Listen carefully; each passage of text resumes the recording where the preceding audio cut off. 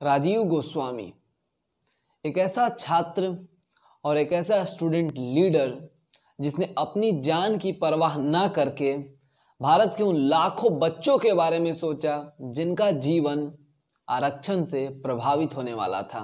Delhi university के Deshbandhu college का commerce student Rajiv Goswami 19 सितंबर 1990 को सेल्फ इमोलेट कर लेता है, यानी खुद को आग लगा लेता है। राजीव गोस्वामी ऐसा इस वजह से करता है क्योंकि उस समय के तत्कालीन प्रधानमंत्री वीपी सिंह मंडल कमीशन द्वारा जो रिपोर्ट दिया गया था, जो कि 27% ओबीसी को रिजर्वेशन देने का, इसी की अगेंस्ट प्रोटेस्ट करते हुए राजीव गोस्वामी खुद को सेल्फ इमोलेट कर लेता है। और फिर उसके इस एक्ट ऑफ सेल्फ इमोलेट के कारण देश में लाखों स्टूडेंट्स उससे इंस्पायर होते हैं और फिर ओबीसी के 27% रिजर्वेशन देने के अगेंस्ट प्रोटेस्ट शुरू कर देते हैं।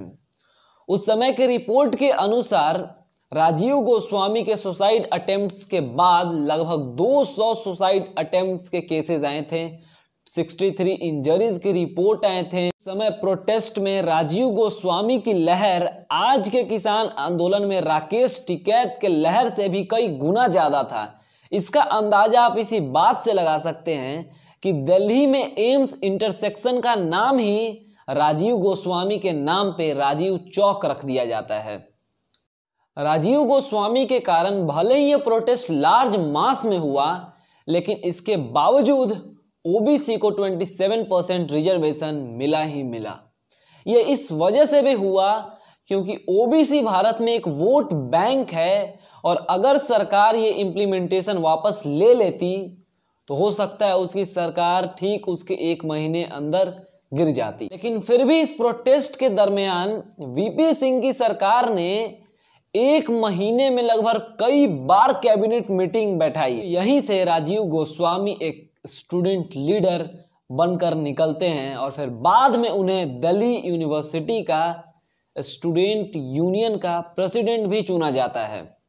लेकिन किसी हेल्थ प्रॉब्लम के कारण वो इस पोस्ट को लेफ्ट कर देते हैं। इस इंसिडेंट के बहुत दिन बाद जब राजीव गोस्वामी के पिता से मीडिया ने कुछ सवाल किए तो उनके पिता ने एक स्टेटमेंट जारी किया।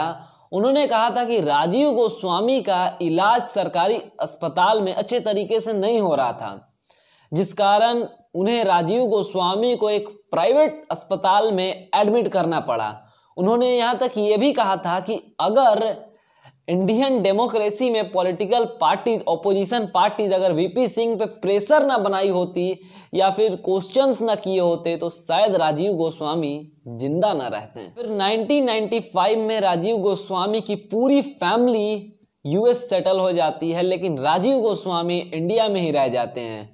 कुछ समय के लिए वे स्टूडेंट लीडर इलेक्ट होते हैं, दिल्ली पॉलिटिक्स में एक्टिव रहते हैं, लेकिन फिर हेल्थ प्रॉब्लम के कारण वे पॉलिटिक्स को लीव करते हैं और खुद का अपना बिजनेस शुरू करते हैं। लेकिन फिर अचानक 24 फरवरी 2004 को राजीव गोस्वामी का देहांत हो जाता है। जॉन्डिस इसका एक कारण बताया जाता है, फिर और भी हेल्थ प्रॉब्लम्स उनके मृत्यु का कारण बताया जाता है। फिर 2005 में राजीव गोस्वामी की मदर नंद रानी वापस इंडिया आती है। उस समय दिल्ली में स्टूडेंट्स मेडिकल कॉलेज में रिजर्वेशन के अगेंस्ट प्रोटेस्ट कर रहे होते हैं। नंद रानी इस प्रोटेस्ट में हिस्सा लेती है as a spokes person and as a supporter. फिर उनकी मदर नंद रानी का भी देहांत 2012 में हो जाता है।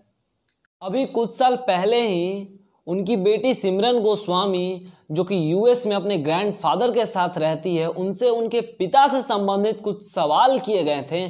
तो उन्होंने अपने पिता के बारे में बोला था कि my father has fought against the reservation policies in India and for the merit recognization in India.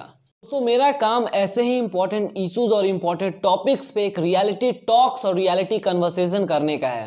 तो अगर आपको मेरा काम अच्छा लगता है तो आप मुझे सपोर्ट करने के लिए मेरे चैनल को सब्सक्राइब कीजिए, बेल आइकन को प्रेस कीजिए, ताकि आगे जब भी मैं ऐसे रियलिटी टॉक्स और रियलिटी कन्वर्सेशन करूं तो उसकी वीडियो सबसे पहले आप तक पहुंचे। धन्यवाद।